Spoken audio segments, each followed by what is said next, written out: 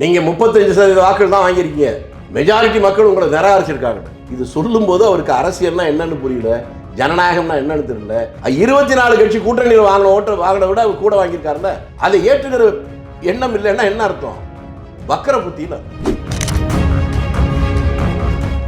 அவங்க ஆட்சியே ரீல் ஆட்சின்னு சொல்றாருங்க. நீங்க வருத்தப்படுறீங்க. நீங்க முன்னால கூட சொல்லிட்டு இருந்தீங்க அவருக்கு என்ன புரியலன்னா, அவர் பேசுறது எல்லாமே அவரை பாதிக்குதுன்னு அவருக்கு புரியல. அவங்க கட்சி தலைவரையும் பொதுச் செயலாளரையும் அவங்களை ஜெயிக்க வைக்க முடியாது, துப்பு கட்டவனுங்க எங்களை ஜெயிக்கிறது காரணம் சொல்றாங்கல்ல. பள்ளி கல்லூரிகளுக்கு பக்கத்தில் இருக்க மது கடைகளை மூடிட்டாங்க. அதே போல கோயில் பக்கத்தில் அதான் 700 சில்லறை. இது ஒரு நம்பிக்கையை தருது. சட்ட ஒழுங்கு பிரச்சனையோட நான் சமரசமே செய்து கொள்ள மாட்டேன், உறுதியான நடவடிக்கை எடுக்கணும்னு சொல்லியிருக்கிறார். இந்த எந்த ரெண்டை கண்டு பயந்தோமோ அந்த ரெண்டை கண்டு பயப்பட வேண்டாம் என்று அவர் சொல்லியிருப்பதும் செயலில் காட்டியிருப்பதும் நமக்கு ஒரு நம்பிக்கை தருது. அவங்க அம்மா தான் போய் அத்திவரதற்காக எத்தனை நாள் கணக்கில் காத்திருந்தாலும் உங்களுக்கு தெரியுமா? எங்க பேசணுமோ அங்கே பேசாம எங்க தேவையில்லையோ அங்கே போய் பேசியிருக்காங்க. அதனால இந்த சனாதனத்தை ஒழிக்கிற விஷயத்த அவங்க அம்மாகிட்டையும் அவங்க பாட்டிகிட்டையும் போய் பேசி அதில் ஜெயிச்சுட்டு அதுக்கப்புறம் மற்றவங்க. திமுகவே பிளவுபட்டதான அதிமுகவே. நீங்க எந்த உலகத்தில் இருக்கீங்க? பிளவுபடாத ஒரு கட்சியை சொல்லுங்க. அரசியல் நடக்கத்தான் செய்யும். பிளவுபட்டு அந்த கட்சி பலமா வர்றதும் உண்டு, பிளவுபட்டு அழிஞ்சு போறதும் உண்டு. உன்னை அறிந்தால் நீ உன்னை அறிந்தால் உலகத்தில் போராட, அந்த பாட்டு தானே பாடினது. ஒருத்தர் பாட்டு 2 வரியும் பாட்டு விட்டார்னா அடுத்த 2 வரியும் எவர் பாடுறாரு? 5 விரல் பட்டால் என்ன, 5 கத்தை தொட்டால் என்ன, அது எம்ஜிஆர் பாட்டு தானே. அது அவருடைய கொள்கை மரபுன்னு சொல்லுவார் அவரு. அதே மாதிரியே தமிழ் தாய் வாழ்ந்து சார் 3வது இடத்துக்கு போயிட்டு சொல்லிட்டு இதெல்லாம் சும்மா சார். மக்களுக்கு பிரச்சனை இருக்கிறத பற்றி பேசுங்க. வெறும் உணர்ச்சியை தூண்டுற ஜாதியை பற்றி பேசுறது, மதத்தை பற்றி பேசுறது, மொழியை பற்றி பேசுறது, இனத்தை பற்றி பேசுறது, இதெல்லாம் அயோக்கியர்கள் மட்டும்தான் பேசுவாங்க. அதே மாதிரி பதவிக்காக நீங்க போயிருக்கீங்க அப்படின்னு பேசுறாரு. இப்போ இவரெல்லாம் பதவி வேணான்னு தான் இருந்தாங்களா? இவங்க தாத்தா வீல் சேர்ல டெல்லிக்கு போனாரு, ஞாபகம் இருக்கா? ஓ, அது தியாகம் பண்ண போனாரா? அது இது இல்லையா, பதவிக்கா இல்லையா? 24 கட்சி கூட்டணி. அவங்க இப்போ ஜெயிச்சிருக்க 65 சீட்டு கூட இந்த 23 கட்சி போட்ட ஓட்டு தானே. அவங்க ராஜினாமா பண்ணுறோம், நாங்களும் ராஜினாமா பண்ணுறோம், தேர்தல் நிற்போம். இப்போ உதயநிதி அவர்கள் வந்து எதிர்கட்சி தலைவராக இருக்கார் சார். திமுக எதிர்காலம் எப்படி இருக்கும்? உதயநிதி மாதிரியே இருக்கும். உதயநிதிங்கிற பேரை மாற்றி உதவாநிதின்னு மக்கள் சொல்லாமல் இருக்கணும்னா கொஞ்சம் எச்சரிக்கையோடு இருக்கும்.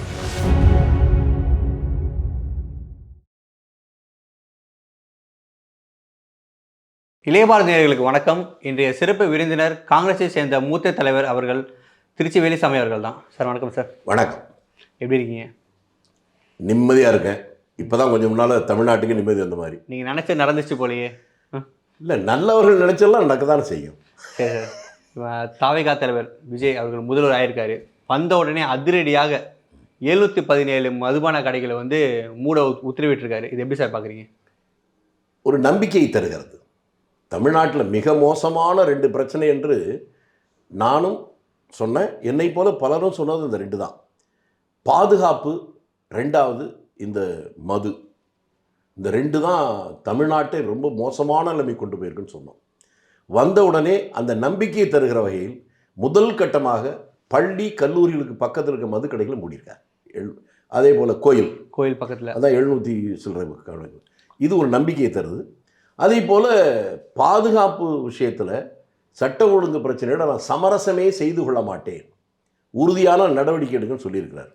இந்த எந்த ரெண்டை கண்டு பயந்தோமோ அந்த ரெண்டை கண்டு பயப்பட வேண்டாம் என்று அவர் சொல்லியிருப்பதும் செயலில் காட்டியிருப்பதும் நமக்கு ஒரு நம்பிக்கை தருகிறது. நேற்றைய தினம் வந்து சட்டசபையில் உதயநிதி ஸ்டாலின் அவர்கள் சனாதனத்தை நாங்கள் ஒழிப்போம் அப்படின்னு சொல்லியிருக்காரு. அது மக்களுக்கு எதிரான சக்தியை நாங்கள் ஒழிப்போம்னு சொல்லியிருக்காரு. எப்படி சார் பார்க்குறீங்க? அது வீட்டில் போய் அவங்க அம்மாட்ட போய் பேசணும், அவங்க பாட்டிகிட்ட போய் பேசணும், அதெல்லாம் அது போய் அசம்பிளியில் போய் எங்கே பேசணுமோ அங்கே பேசாமல் எங்கே தேவையில்லையோ அங்கே போய் பேசியிருக்காப்புல. தொடர்ச்சியான இது மாதிரி செயல் இந்த சனாதனத்தை அம்மா தான் போய் அத்திவரதற்காக எத்தனை நாள் கணக்கில் காத்திருந்தாலும் உங்களுக்கு தெரியுமா? பாவம், அந்த பையனுக்கு தெரியல பாவம். அதனால் இந்த சனாதனத்தை ஒழிக்கிற விஷயத்த அவங்க அம்மாக்கிட்டையும் அவங்க பாட்டிக்கிட்டையும் போய் பேசிட்டு அதில் ஜெயிச்சுட்டு அதுக்கப்புறம் மற்றவங்க சொல்கிறோம். அவங்க வீட்டிலலாம் சொல்ல மாட்டாங்களா சார்? ஏன்னா அவங்க வீட்டில் சாமி கும்பிட்றாங்க, நம்ம பார்க்குறோம். நம்ம அவங்க தான் தெளிவாக இருக்கிறாங்களே, அவங்கெல்லாம் அவங்க கடைப்பிடிக்கிறது வெளியே சொல்கிறது இல்லை. மற்றவனை எதெல்லாம் காலி பண்ணுமோ ஹிந்தி படிக்காதுன்னு சொல்லுவாங்க. ஆனால் அவங்க வீட்டில் இருக்க எல்லாம் ஹிந்தி படிப்பாங்க, தமிழ் பண்பாடும்பாங்க. அவங்க வீட்டில் மட்டும் வேறு பண்பாடு தான் இருக்கும். சரி, தமிழ் பண்பாடு என்ன, பேண்ட்டு டிஷர்ட் போட்டு போகிறதா? வேட்டி சட்டை கட்ட தானே. சார் அப்படி பார்த்தா நம்ம விஜய் அவர் கூட சொல்லலாம்ல. அதை தாங்கடா ஏங்க நீங்கள் ஒன்று சம்மந்தம்லாம் பேசுகிறீங்க. இப்போ நீங்களும் திமுகவில் ஒரு தலைவராக வந்துடலாம். அவர் சொன்னதுக்கு பதில் சொல்லிக்கிட்டு இருக்கானா? இல்லை சார், நீங்கள் உதயநிதி நீங்கள் சொல்லும்போது நான் தலைவர் விஜய் அவர்களோட நான் சொல்லலாம்ல. ஏங்க உதயநிதி சொன்னதுக்கு பதிலுங்க. இப்போ நீங்களும் உதயநிதி இடத்துக்கு போயிட்டீங்க சார். அதே மாதிரி காங்கிரஸ் ராகுல் காந்தி அவர்கள் வந்து திமுக கூட்டணி விலகி தாவேகா கூட கூட்டணி வச்சிருக்காரு. திமுக முதுகிலே குத்திருக்காரு. அதை எப்படி பார்க்குறீங்க? உங்களை போகிற பைத்தியங்களும் வேற ஒன்றும் பண்ண முடியாது. அரசியல்லாம் என்னென்ன அடிப்படையே தெரியாமல் ஏன் தப்பாக பேசுகிறீங்க? அரசியலில் இருக்கிறோம் பேசுகிறான். உங்களால் மீடியாக்கார இந்த வார்த்தை பயன்படுத்தலாமா? நான் கேட்குறேன், இந்த நாட்டுக்கே நாசம் ஆர்எஸ்எஸ் சொல்லிச்சா திமுக? பாஜக தான் இந்த நாட்டை சீரழிக்க வந்து சொல்லிச்சா? அப்புறம் வாஜ்பாய் ஆட்சியில் போய் 2 பேர் மந்திரியாக இருந்து அப்போ எப்போ வந்தாங்க? அப்போ இதெல்லாம் சொன்னீங்களா? முதுகில் குத்துறாங்களா, நெஞ்சில் குத்துறாங்க, அதை சொன்னீங்களா கேட்குறேன். என்னங்க ஒன்றும் பேச மாட்டீங்க? 10 வருஷ காலங்கள் காங்கிரஸ் மந்திரியாக இருந்தாங்களா? இது 10 வருஷம் முடிஞ்சதுக்கப்புறம் அதுக்கப்புறம் தோற்று போகிற நேரத்தில் கூடா நட்பு கேடில் விளையும் அப்படின்னு வெளியே வந்தாங்களே. இது என்ன எதில் குத்துறது? கொஞ்சம் சொல்லுங்க, நான் தெரிஞ்சுக்கிறது தான் கேட்குறேன். அதே மாதிரி ராகுல் காந்தி சொன்னார் சார். என்னன்னா ஒரு ஸ்டேஜில் சொல்கிறாரு, நான் ஸ்டாலின் அவர்கள் வந்து அண்ணன் நான் சொல்கிறேன் அப்படின்னு இப்போ சொல்லும்போது அவருக்கு தான் லேட்டாக தெரிஞ்சிருக்கு. ராகுல் வந்து யதார்த்தவாதிங்க. ஒரிஜினல் அண்ணன் அழகிரியை என்ன பாடுபடுத்தினான்னு இப்போ தானே தெரிஞ்சிருக்கு. அவர் யதார்த்தமாக உலகத்திற்கு நினச்சி சொல்லிட்டாரு. உண்மை தெரிஞ்சிருக்கோம், ஐயோ நம்ம மாட்டிக்கிட்டோம் அப்படின்னு அவர் தெரிஞ்சதுக்கப்புறம் தெளிவாயிட்டார். இப்போ உங்களுக்கு திருப்தியா? Okay sir. சரி, அதே மாதிரியே அதிமுக சார் 2ஆக பிளவுபட்டுருக்க பார்க்க முடியுது. சிவி சண்முகம் டீம் ஒன்று, இபிஎஸ் டீம் ஒன்று. சிவி சண்முகம் டீம் வந்து தாவேக்கு ஆதரவு கொடுக்குறாங்க. எப்படி சார் பார்க்குறீங்க? இந்த வேலுமணி தான் உள்ள பேசினார் பார்த்தேன் நான். சிவி சண்முகம் பேசினாரா? சிவி சண்முகம் பேசல சார். நான் டிவியில் அசம்பிளியில் நடந்ததை பார்த்தது சொல்கிறேங்க. ஏன்னா எனக்கு ஒரு பிரமை வந்துருச்சு. நான் தான் தப்பாக பார்த்துட்டேன். நான் வேலுமணி தான் பேசினார் அந்த குரூப் பேசுறது. ஆமாம் சார். எதுக்காக இந்த முடிவு அதிமுக? அவங்க தான் முடிவு எடுக்கணும். அவங்ககிட்ட கேட்குறது என்கிட்ட கேட்டால் சார் நீ ஏன் தாடி வச்சிருக்கீங்கன்னு உங்கள்கிட்ட தான் கேட்கணும். என்கிட்ட கேட்டால் சொல்ல முடியுமா? அவங்க ஏன் இந்த முடிவு எடுக்கிறாங்கன்னா, இப்போதைக்கு ஒரு தேர்தல் வருவது நல்லதில்லை என்று அவங்க நினைக்கிறாங்க. அந்த முடிவுக்கு வந்திருக்காங்க என்று தான் நான் நினைக்கிறேன். இதை தாண்டி மற்ற என்னன்னு அவங்களுக்கு தான் தெரியும். இல்லை சார், நம்ம தொடர்ச்சியாக பார்க்க முடியுது. நம்ம அதிமுக பிளவுபட்டு வரதை பார்க்க முடியுது. ஓபிஎஸ், செங்கோட்டையன், இப்போ தொடர்ச்சியாக இப்போ இவங்களும் ஒரு பாட்டாக போகும்போது அதிமுக அது பலவீனம் அடையும் தானே? இது திமுகவே பிளவுபட்டது தானே அதிமுகவே. நீ எந்த உலகத்தில் இருக்கீங்க? பிளவுபடாத ஒரு கட்சியை சொல்லுங்க. அரசியல் நடக்கத்தான் செய்யும். பிளவுபட்டு அந்த கட்சி பலமாக வர்றதும் உண்டு, பிளவுபட்டு அழிஞ்சு போகிறதும் உண்டு. பிளவுபடுறவர்கள் எதிர்காலத்தில் எப்படி செயல்படுறாங்கிறத வச்சு தான் அவங்களுடைய வெற்றி தோல்வி நிர்ணயிக்கப்படும். அதனால் பிளவுபடுவதே தவிர்க்க முடியாதது அப்படிங்கிறத நீங்கள் புரிஞ்சுக்கணும். சார், இப்போ வந்து எதிர்கட்சியாக திமுக வந்து நம்ம செயல்படுறதை பார்த்துருக்கோம். நிறைய தடவை சிறந்த எதிர்கட்சியாக செயல்படும் அப்படின்னு சொல்லுவாங்க. உங்களுக்கு தெரியாது, ரைட்? உங்களுக்கு தெரியல, அதனால ஒரு சொல்லிட்டீங்களா? அது நல்லதுதான். கண்டிப்பாக சார். இப்போ உதயநிதி அவர்கள் வந்து எதிர்கட்சி தலைவராக இருக்கார் சார். திமுக எதிர்காலம் எப்படி இருக்கும்? திமுக எதிர்காலம் உதயநிதி மாதிரியே இருக்கும். என்னங்க சிரிக்கிறீங்க? உதயநிதி நீங்கள் கொஞ்சம் முன்னால் தானே பேசுங்க. இதே அசம்பிளி தானே சனாதனத்தை ஒழிப்பேன்னு சொன்னார். ஒன்று அங்கே வந்து வெறும் வாய்ச்சோடால் பேசுகிறா, போய் அவங்க அம்மாட்ட பேசணும், அவங்க பாட்டிக்கிட்ட பேசணும்னு சொன்னேன். அது மாதிரி பேசுகிறதுக்கு செயலுக்கு சம்மந்தம் இல்லாமல் இருக்குது. அந்த கட்சியுடைய எதிர்காலத்தில் பாவமாக இருக்குது சார். அதேமாதிரி எம்ஜிஆர் அவர்களை வந்து விஜய் கூட ஒப்பிட்டு பேசுகிறாங்க சார். இது யார் பேசுகிறா? இப்போ இன்னைக்கு சபாநாயகர் அவரை சொல்லியிருந்தார், அவர் பேசியிருந்தார். சரியாக சொன்னீங்க. சபாநாயகருடைய அந்த பேச்சு வருத்தத்தை தருகிறது. சபாநாயகர் என்பவர் ஒரு பொதுவான மனிதர். அந்த ஆசனத்தில் அமர்ந்து கொண்டு இப்படியெல்லாம் பேசுவது தவறு. அது பாட்டெல்லாம் பாடுறார். அதை என்னால் ஏற்றுக்கொள்ள முடியாது. நான் இது நகைச்சுவை சொல்ல, சீரியஸாகவே சொல்கிறேன். எம்ஜிஆர் படத்தில் வர்ற பாட்டெல்லாம் அதனுடைய கொள்கை முழக்கம் அப்படின்னு அவர் சொல்கிறார். சரியா? என்னங்க விளையாட்டு? அதானே சொல்கிறீங்க. எம்ஜிஆர் படத்தில் வர்ற பாட்டு எழுதுகிறவர் யாரோ ஒருவர், மியூசிக் போடுறது யாரோ ஒருவர், பாடுறது யாரோ ஒருவர், இப்படி தான் நடிக்கணும், இப்படி தான் கை காட்டணும், இப்படி தான் உதடசைக்கணும்னு சொல்கிறது ஒரு டைரக்டர். இவர் உதடசைத்தை தவிர வேறு எதுக்கு சம்மந்தம் இல்லை. அதுதான் அவருடைய கொள்கை என்று சொல்வதை பாமரர்கள் சொல்வது வேறு, ஒரு சபாநாயகர் இடத்துல வந்து சொல்வது தவறு. நான் வாதத்துக்காக இப்படி எடுத்துக்கிட்டு யாரோ ஒருத்தன் கேட்குறான்னு வச்சுங்க, என்ன விட்டுருங்க. யாரோ ஒருத்தன் கேட்குறது முன்னால் நான் சொல்லி அவர் திருத்துறது தான் சொல்கிறேன், நல்லதுக்கு தான் சொல்கிறேன். சரி, உன்னை அறிந்தால் நீ உன்னை அறிந்தால் உலகத்தில் போராட, அந்த பாட்டு தானே பாடினது. சரியா? அதெல்லாம் நடக்குது. இது ஒருத்தர் பாட்டு 2 வரியும் பாட்டு விட்டார்னா அடுத்த 2 வரியும் எவர் பாடுறாரு. இதெல்லாம் எம்ஜிஆர் அவர்களுடைய கொள்கை முழக்கங்கன்றாரு. அதே வேறு மற்ற வேண்டாம். 5 விரல் பட்டால் என்ன, 5 கத்தை தொட்டால் என்ன, அது எம்ஜிஆர் பாட்டு தானே. அது அவருடைய கொள்கை மரபுன்னு சொல்லுவார் அவர். அதனால் பொறுப்போடு ஒரு உயர்ந்த பதவியில் அந்த நாற்காலியில் முதலமைச்சர் சொன்னதைப் போல சிவ சண்முகம் பிள்ளை அமர்ந்த நாற்காலி, அது பெரிய பெரிய மகான்கள்லாம் உட்கார்ந்துருக்காங்க. அந்த நாற்காலியில் அமர்ந்திருக்கிறோம் என்ற நினைப்போடு அவர் செயல்படணும். இந்த மாதிரி பேச்சுக்களை அது தவறு செய்வது மனித இயற்கை தான். இனிமேலாவது வராமல் அவர் பார்த்து கொள்வது அவருக்கும் கௌரவம், அந்த அவைக்கும் கௌரவம். அதே மாதிரி ஜோதிடர் ரத்தன் பண்டிட்டுக்கு வந்து அரசு அதிகாரம் கொடுத்துருக்காங்க. அதுக்கு வந்து சட்டசபையில் இன்னைக்கு பிரேமலதா விஜயகாந்த் அவர்கள், தமிழ் அன்சாரி இவங்க, அப்புறம் வன்னியரசு இவங்கெல்லாம் வந்து எதிர்ப்பு தெரிவிச்சிருக்காங்க. எப்படி சார் பார்க்குறீங்க? ரொம்ப நல்ல விஷயம்தான். ரத்தன் பண்டிட் அல்ல, அவருடைய ஒருநிலை பேர் வெற்றிவேல். தவறு நடப்பது எல்லா ஆட்சியிலும் நடக்க தான் செய்யும். தவறே நடக்காத ஒரு ஆட்சி உலகத்தில் எதுவும் வந்ததில்லை.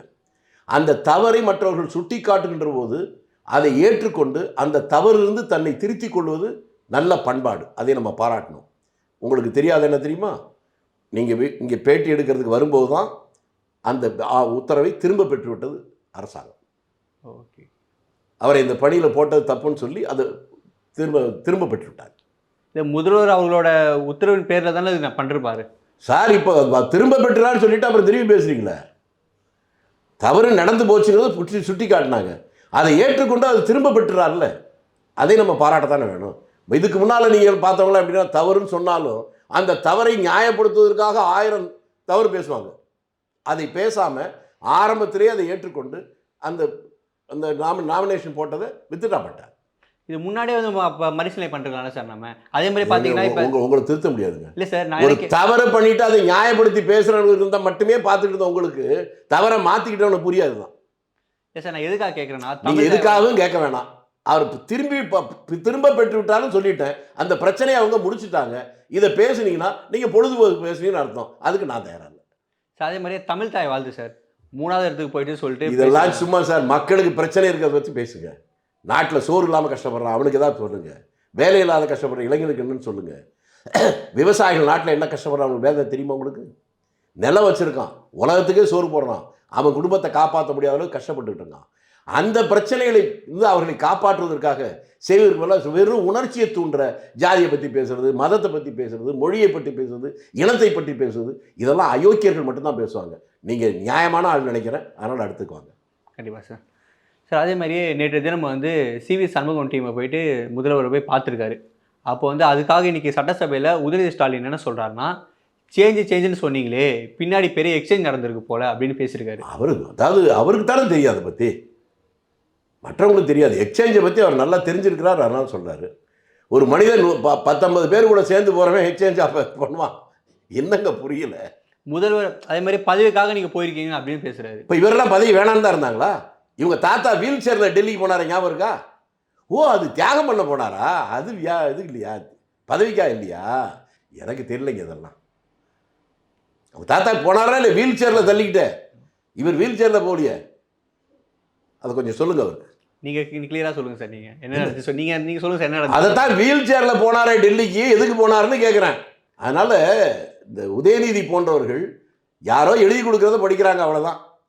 அதை திரும்பி விமர்சனம் வந்தாலும் அதை எதிர்கொள்ளணும்னு நினைப்போட அவர் பார்க்கணும். வெளிநடப்பு பண்ணிருக்காங்க சார், நம்ம பார்க்க முடியுது. பண்ணட்டும், வெளிநடப்பு பண்ணுறது அவங்களுடைய உரிமை. ஜனநாயகத்தில் வெளிநடப்பு பண்ணுறதுக்கு உரிமை இருக்குது, அதை அவங்க பண்ணுறாங்க. அதை நமக்கு தப்புன்னு சொல்ல முடியாது. சார், விஜய் அவர்கள் வந்து பெரும்பான்மையை நிரூபிச்சிருக்காரு சார். இப்போ 5 ஆண்டு காலம் எப்படி செயல்படான்னு நினைக்கிறீங்க நீங்கள்? எப்படி நான் என்ன பண்டிட்டா? நீங்கள் சொன்ன மாதிரி வெற்றிவேல் பண்டிட்டா? ஜோதிடம் சொல்வதல்லங்க அரசியல்.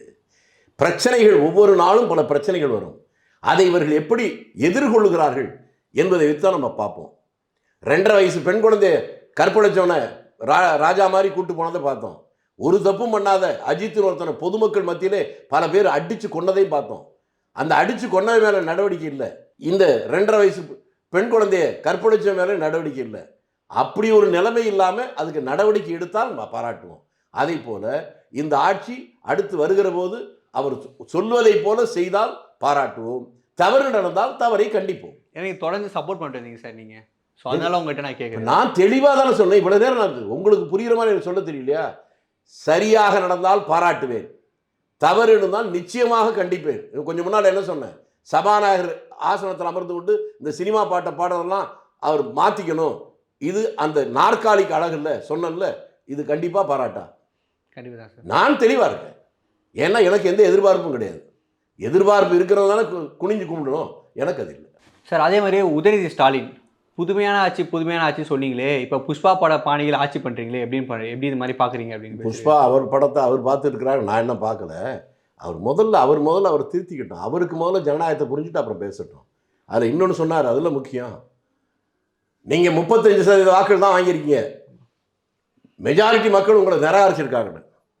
இது சொல்லும்போது அவருக்கு அரசியல்னா என்னன்னு புரியல, ஜனநாயகம்னா என்னன்னு தெரியல, ஜனநாயகத்தில் எத்தனை மாடல் இருக்குது, இந்தியாவில் இருக்கக்கூடிய ஜனநாயகம் என்ன, அதெல்லாம் தெரியாமல் அவர் பேசிகிட்டு இருக்கிறார். 24 கட்சி கூட்டணியில் வாங்கின விட அவர் கூட வாங்கியிருக்காருல்ல, அதை ஏற்றுக்கிற எண்ணம் இல்லைன்னா என்ன அர்த்தம்? வக்கர புத்தின்னு அர்த்தம். இது மாதிரி அவர் பேசுவது எல்லாமே அவர் புரிந்து கொண்டு பேசுவது நல்லது. ஒரு ஆட்சி செம்மையாக நடக்க வேண்டுமானால் எதிர்க்கட்சியுடைய பங்களிப்பு ரொம்ப ரொம்ப முக்கியம். அதை தான் அந்த காலத்தில் காமராஜர் சொன்னது, சட்டமன்றம் என்பது எதிர்க்கட்சிக்குள்ளான இடம். அவர்கள் மக்களுடைய குறைகளை சொல்வதற்கு அந்த இடத்தை அவங்களுக்கு கொடுக்கணும். அவர் ஆட்சிக்கு பண்ணுற காலத்தில் ஆளுங்கட்சிக்கு ஒதுக்கின நேரத்தை விட எதிர்க்கட்சிக்கு ஒதுக்கின நேரம் அதிகமாக இருக்கும். அதற்காகத்தான் எதிர்க்கட்சி. அதில் போய் சினிமா படத்தை பற்றி பேசுறது, டான்ஸை பற்றி பேசுறது, பாட்டை பற்றி பேசுறது அல்ல. அவர் அதை புரிந்து கொண்டு பக்குவமாக எதிர்க்கட்சி தலைவராக அந்த இருக்கையில் இருக்கிறதுக்கு தகுந்த மாதிரி சில நல்ல செய்திகளை சொல்லணும், திட்டங்களை சொல்லணும், அல்லது குறைபாடுகளை சொல்லணும். அப்போ தான் அது நல்லது. அதை விட்டு சினிமா பற்றி பேசிட்டு போது அவருக்கு மரியாதை போயிடும், அவரை தலைவராக்கியிருக்க அந்த கட்சிக்கு மரியாதை போயிடும், சட்டமன்றத்துக்கு மரியாதை போயிடும். அதோட விகிதாச்சார முறை என்பது ஜனநாயகத்தில் ஒரு அங்கம். அது இந்தியாவில் கிடையாது. அதுவே பாவம் இவருக்கு தெரியல. திமுக என்ற ஒரு கட்சி, அந்த கட்சியாவது அவருக்கு தெரியுதுன்னா அது தெரியல. 57 தான் முதல்ல தேர்தல் இருந்துச்சு. அதுலேருந்து இன்று வரை இன்றைக்காவது தனியாக இருக்கு அந்த கட்சி. ஆனால் விஜய் இப்போ தனியாக தான் இருக்காப்புல. இந்த அடிப்படை விவரமே தெரியாமல் அவர் பேசியிருக்காரு. சார் அதே மாதிரி இஸ்லாமியர்களுக்கு வந்து அமைச்சரவையில் நீங்கள் ஒதுக்கிடலன்னு சொல்லிட்டு ஜவஹர்லா பேசியிருக்காரு சார். இது எப்படி சார்? அதே மாதிரி காமராஜர் அவர்களே மேற்கோள் காட்டிருக்காரு. இது எப்படி பார்க்குறீங்க? அவருக்கு காமராஜரையும் தெரியல, இஸ்லாமியர்களும் தெரியலன்னு அர்த்தம். இஸ்லாமியர் தலைவர்கள் வர்றவங்கள 2 வகை உண்டு. அந்த சமூகத்துக்காக போராடுகிறவர்கள், இன்னொன்று சமூகத்தை வைத்து படைப்பு நடத்துகிறவர்கள். நான் இவ்வளோ நாளாக பேராசிரியர் இஸ்லாம் சமூகத்துக்காக போராடுறோம்னு நினச்சிக்கிட்டு இருந்தேன். அது இல்லைன்னு இப்போ தெரியுது. அவர் எப்போ அவருடைய இந்த ஒரு கேள்விக்கு மட்டும் அவர் பதில் சொல்லட்டும், அதுக்கப்புறம் அவர் அரசியல் பேசட்டும், இல்லைன்னா ராஜினாமா பண்ணிட்டு போயிடட்டும். இந்திய அரசியல் சட்டப்படி ஒரு தண்டனை நிறைவேற்றப்பட்டதுக்கு பின்னால அந்த தண்டனை நிறைவேற்றுவதிலிருந்து அவர்களை விடுவிப்பதற்கான சட்ட ரீதியான உரிமை மாநில அரசுக்கு உண்டு. உங்களுக்கு புரியறது மாதிரி தமிழ்நாட்டுக்கு சொல்றேன். தர்மபுரியில் ஒரு பஸ்ஸை கொளுத்தி விட்டாங்க அதிமுகவினர். 4-5 பெண் குழந்தைங்க அப்படியே உயிரோடு செத்தாங்க. அதில் ஜெயிலுக்கு போனவங்கள அதிமுக ஆட்சி வந்தவங்க ரிலீஸ் பண்ணது பார்த்தீங்க. அதே மாதிரி மதுரையில் ஒரு பத்திரிகை ஆஃபீஸை கொடுத்து விட்டாங்க திமுக 2 கோஷ்டி. அதில் 3-4 பத்திரிகையாளர்களே செத்தாங்க. அதுக்கப்புறம் திமுக ஆட்சி வந்துச்சு, அதனால கைது பண்ணி உள்ள வச்சிருந்தா ரிலீஸ் பண்ணாங்க. இவைகள் எல்லாம் ஆதாரபூர்வமாக நிரூபிக்கப்பட்ட குற்றச்சாட்டுகள். ஆனால் இன்றைக்கும் கோயம்புத்தூரில் 22 இஸ்லாமியர்கள் ஜெயிலில் இருக்காங்களா 30 வருஷமா? ஆதாரபூர்வமான குற்றச்சாட்டு இருந்தவங்களா செத்து போயிட்டாங்க. இப்ப இருக்கிறவங்களா சந்தேகத்தின் அடிப்படையில் கைது செய்யப்பட்டவர்கள். இவர்களை விடுதலை செய்கின்ற உரிமை சட்ட ரீதியாக மாநில அரசுக்கு இன்னைக்கு இருக்கு. இவர் தானே ஆதரிச்சார் திமுக 5 வருஷம். அவங்க ஏன் அவங்கள விடுதலை பண்ணல அப்படின்னு கேட்டிருந்தா தானே நீ இஸ்லாமியர்களுக்காக போராடுறது தான். இல்லைன்னா உதயநிதி சொன்ன மாதிரி எக்ஸ்சேஞ்சுக்காக பேசுறேன்னு அர்த்தம். சார் அதே மாதிரியே திமுகவை சேர்ந்த நபர்கள் என்ன சொல்றாங்கன்னா, நீங்க காங்கிரஸ் எங்களால் தானே ஜெயிச்சிங்க, நீங்க அந்த 5 எம்எல்ஏக்கு ரிசைன் பண்ணுங்க அப்படின்னு சொல்றாங்க. இது எப்படி பாக்குறீங்க? 24 கட்சி கூட்டணி, அவங்க இப்போ ஜெயிச்சிருக்க 65 சீட்டு கூட இந்த 23 கட்சி போட்ட ஓட்டு தானே. அவங்க ராஜினாமா பண்ணுறோம், நாங்களும் ராஜினாமா பண்ணுறோம், தேர்தல் நிற்போம். நான் மறுக்கவே இல்லை. கூட்டணியில் நின்று ஜெயிச்ச நாங்கள் ராஜினாமா பண்ணணும்னு அவங்க சொல்கிறாங்க, ஏற்றுக்கிறேன்.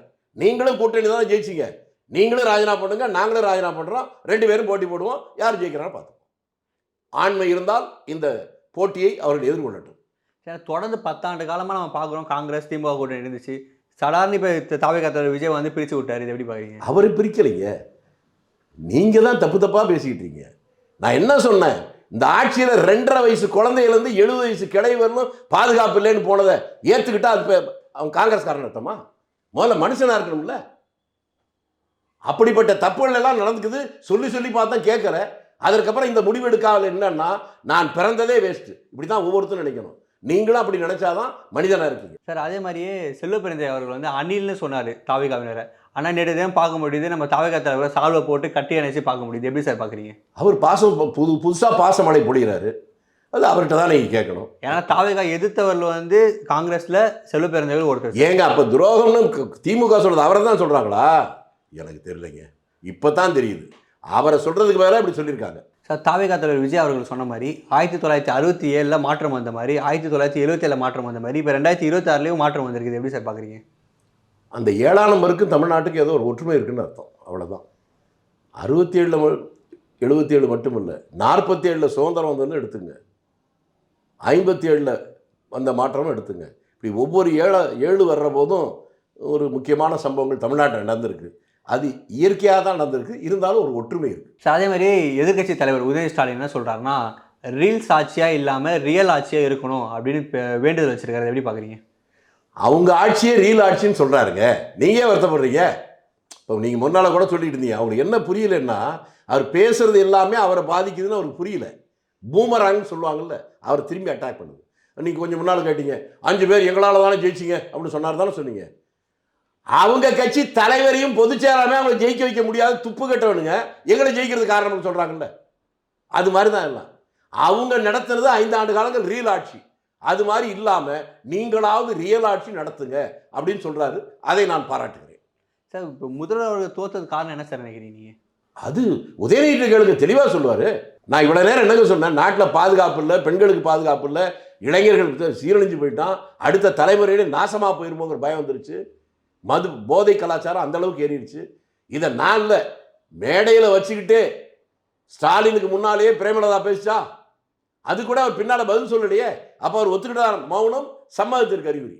அதனால் அது போனதுக்கு அதுதான் காரணங்கிறது உலகத்திற்கே தெரிகிறது. இளைய பாரதத்துக்கு புரியவில்லையா? சார், அதே மாதிரி எடப்பாடி பழனிசாமியை தாவேகா தலைவர் விஜய் அவர்கள் எப்போ பார்ப்பாரு? நீங்கள் வேணால் ஒரு டைம் சொல்லுங்கள், பார்க்க சொல்லுவோம். இல்லை சார், எல்லாருமே பார்த்துட்டாரு, நம்ம பார்க்க சார் அதை தாங்க சொல்கிறேன். அது அவங்கவுங்க நேரம் கேட்குறது சொல்கிறாங்க, பார்க்குறாங்க. என்னன்னு நமக்கு தெரியாதுல்ல, உங்களுக்கும் தெரியாது, எனக்கும் தெரியாது. அதனால் நீங்கள் வேணால் டைம் ஃபிக்ஸ் பண்ணி எடப்பாடிட்ட சொல்லுங்கள், அதுக்கப்புறம் விஜய்கிட்ட 2 பேரும் சேர்ந்து சொல்லுவோம். அவர் ஃப்ரீயாக இருக்காருங்க, போய் பாருங்கள். சார், இப்போ அதிமுக பிளவுபட்டதுக்கு காரணம் வந்து அமித்ஷாவோட பிளான் அப்படின்னு திமுக சில பேர் சொல்லிட்டு வராங்க. இது எப்படி பார்க்குறீங்க? திமுக காரன் சொல்கிறதுக்கு நான் எப்படிங்க பார்க்க முடியும்? அதிமுக பிளவுபட்டிருக்கு, அதுக்கு ஒரே காரணம் ஒரு குரூப்பு திமுகவும் அதிமுகவும் சேர்ந்து ஆட்சி அமைக்கிறதுக்கு பேசுன்னு இன்னொரு குரூப் சொல்லுது. அதில் அவங்களுக்கு பிடிக்கலன்னு சொல்லுது. சிவி சண்முகம் தான் சார் சொல்கிறாரு. அதை தாங்க சொல்கிறேன். அவர் ஒரு குரூப்புக்கு இதில் தானே பேசுகிறாரு, தனியாக சொல்லல பேசுனாங்க. அதை எப்படி நாங்கள் ஏற்றுக்க முடியும்? திமுகவும் அதிமுகவும் சேர்ந்து ஆட்சி அமைக்கிறதுக்கு எடப்பாடி முயற்சி பண்ணா இருக்காரு. அது உண்மையா பொய்யா உங்களுக்கும் தெரியாது, எனக்கும் தெரியாது. இது ஒன்று. 2வது, அவங்க அதிமுகவில் 2 டிவிஷன் வந்தது கூட நல்லது தான். ஒரு புதிய ஆட்சி மாற்றம் வந்திருக்கிற போது அது நித்தியகண்டம் பூரண ஆயுஷ் மாதிரி இல்லாமல் இது பிரிந்து வந்து ஒரு குரூப் ஆதரித்ததுனால இந்த ஆட்சிக்கு ஆபத்து இல்லைங்கிற ஒரு நிலைமை வந்திருக்குல்ல. அதனால் இந்த ஆட்சி செய்கிற காரியங்கள் நிறை குறைகளை இனிமே ஆட்சியாளர்கள் வேற எதையும் குறை சொல்ல முடியாது. அவர்களே எடுக்கிற முடிவு நல்லதா கெட்டதான்னு மக்கள் சொல்றதுக்கு பதில் சொல்லி ஆகணும். அது ஒரு நல்ல சூழ்நிலையை உருவாக்கியிருக்கு. ஆட்சி கவலாது இல்லை சார். 35 காலம் வந்து அதிமுக ஆட்சி இருக்குது சார். இப்போ பார்த்தீங்கன்னா எதிர்கட்சி வரிசையில் கூட இல்லை. இப்போ அப்படி பார்க்கும்போது அவங்களை ஆதரவு தரும்போது அது தயவு செஞ்சு அரசியல் பாலப்பாட தெரியாமல் பேசாதீங்க. ஒரு கட்சி சின்னதாக இருக்குது, பெருசாக இருக்குது அப்படிலாம் பேசாதீங்க. எப்போ வேணாலும் ஒரு கட்சி ஜெயிக்கலாம், எப்போ வேணாலும் தோக்கலாம், எப்போ வேணாலும் பெரிய தலைவர் வரலாம், எப்போ வேணாலும் தோக்கலாம். அதுதான் இப்போ தான் நீ கொஞ்சம் முன்னால் கேட்டிங்கல்ல, முதல் மந்திரியாக இருக்கிற போதே ஸ்டாலின் தோத்தார்ல, அந்த கட்சியுடைய பொதுச் செயலாளர் துரைமுருகன் தோத்தார்ல. இது எதை காட்டுது? தான்கிற அகந்தையே கூடாது. இந்த கட்சி இன்னைக்கு இருக்கு, நாளை இருக்காதுங்கிறதெல்லாம் கிடையாது. ஏன் 91 எத்தனை சீட்டு இருந்துச்சு திமுக? வெறும் 2 சீட்டு. திரும்பி ஆட்சிக்கு இல்லையா? ஒரு உதாரணம் இதெல்லாம் இருக்கு. இதெல்லாம் இருக்கிற போது இந்த கேள்வி எதற்கு புரியல. அவருடைய செயல்பாடுகளை வைத்துக்கொண்டு வளரலாம், செயல்பாடு சரியில்லைன்னா தேயலாம். சார், அதே மாதிரி உதயநிதி ஸ்டாலின் வந்து சட்டசபையில் என்ன சொல்கிறாருன்னா, நடைமுறைக்கு சாத்தியமில்லாத சில திட்டங்கள்லாம் நீங்கள் சொல்கிறீங்க, அதெல்லாம் எப்படி நீங்கள் நடைமுறைக்கு கொண்டு வருவீங்க அப்படின்னு கேட்குறாரு. அவருக்கு தான் தெரியும். அவர் பிறக்கிறதுக்கு முன்னாலேயே திமுக முத 67 ஆட்சிக்கு வந்துச்சு இல்லை? அப்போ என்ன சொன்னாங்க? உடனே ₹1 ஒரு படி அரிசி, படிப்படியாக 3 படி சொன்னாங்களா? என்ன வளமில்லை தமிழ்நாட்டில், ஏன் கையை ஏந்த வேண்டும் வெளிநாட்டில், தட்டினால் தங்கம், வெட்டினால் வெள்ளி, இடித்தால் இரும்பு, மூழ்கினால் முத்து, எல்லாருக்கும் சொன்னாங்களா? அதோடு நிறுத்துறாங்களா? அப்போ அந்த சின்ன வயசில் கேட்டது இன்னும் மனசுலேயே நிற்குது. நாங்கள் ஆட்சிக்கு வந்தால் தேங்காய் நாரில் ரப்பர் செய்வோம், கடல் பாசியில் அல்வா செய்வோம். கடல் பாசி அல்வா சாப்பிடணும்னு நானும் காத்துக்கிட்டே இருக்கேன். இதெல்லாம் சாதிக்கக்கூடிய விஷயம்னு அவர் நினைக்கிறாரா? அதனால் உதயநிதிங்கிற பேரை மாற்றி உதவாநிதின்னு மக்கள் சொல்லாமல் இருக்கணும்னா கொஞ்சம் எச்சரிக்கையோடு அவர் பேசணும். சார் உங்கள் பொன்னான கருத்துக்களை இளையபாரதி பகிர்ந்ததுக்கு மிக்க நன்றி சார். நன்றி, வணக்கம்.